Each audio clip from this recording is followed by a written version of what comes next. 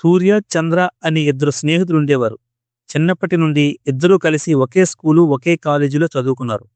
అయితే ఇద్దరిలో సూర్య కంటే చంద్ర తెలివైనవాడు. ఏ విషయం పైనైనా దూరదృష్టి, అవగాహన చంద్రకు ఉండేవి.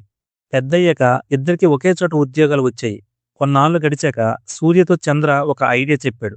మనిద్దరం కలిసి బిజినెస్ స్టార్ట్ చేద్దాం అన్నాడు. దానికి సూర్య సరే అని అంగీకరించాడు. ఇద్దరూ ప్లాన్ చేసుకున్నారు. డబ్బు రెడీ చేశారు. స్టార్ట్ చేయడమే మిగిలింది. కానీ కొత్తగా బిజినెస్‌లోకి అడుగు పెట్టబోతున్న క్షణంలో ఇద్దరికీ భయం వేసింది. ఫెయిల్ అయితే పరిస్థితి ఏంటి? ఉద్యోగం సేఫ్‌గానే ఉంది కదా! అని చంద్ర వెనక్కి తగ్గాడు. సూర్య మాత్రం ఇంతవరకు వచ్చి వెనక్కి తగ్గడం సరికాదు. ప్రయత్నిద్దాం అని ముందుకు వెళ్ళాడు. అదే మొదటి బిజినెస్ వల్ల అది విఫలమైంది. సూర్య ఒక్కసారి కుంగిపోయాడు. ఉద్యోగంలోనే ఉండిపోయి ఉండాల్సింది అని అనుకున్నాడు. కానీ తరువాత ఆలోచించాడు.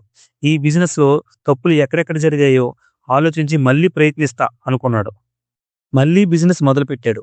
ఈసారి మాత్రం నష్టాలు రాలేదు. లాభాలు తక్కువైనా బిజినెస్ కొనసాగించాడు. కొన్నాళ్ళు గడిచాక ఆ అనుభవంతో ఇంకో బిజినెస్ మొదలుపెట్టాడు. అప్పుడు కూడా భయం వేసింది. కానీ గతం నుంచి నేర్చుకున్న పాఠాలు అతన్ని నిలబెట్టాయి. అలా ఒకటి తర్వాత ఒకటి సూర్య బిజినెస్‌లు పెంచుకుంటూ కొంతకాలానికి ఒక పెద్ద బిజినెస్ మ్యాగ్నెట్ అయ్యాడు. కానీ చంద్ర మాత్రం కొత్తగా ఏ పని చేసినా భయపడుతూ చివరికి ఆయన భయాన్ని అలవాటు చేసుకున్నాడు. అలా ఒక సాధారణ ఉద్యోగిగానే మిగిలిపోయాడు.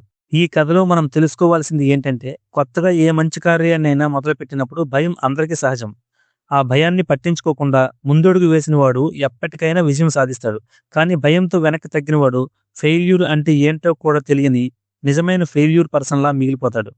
ఇది ఒక సాధారణమైన కథ కావచ్చు.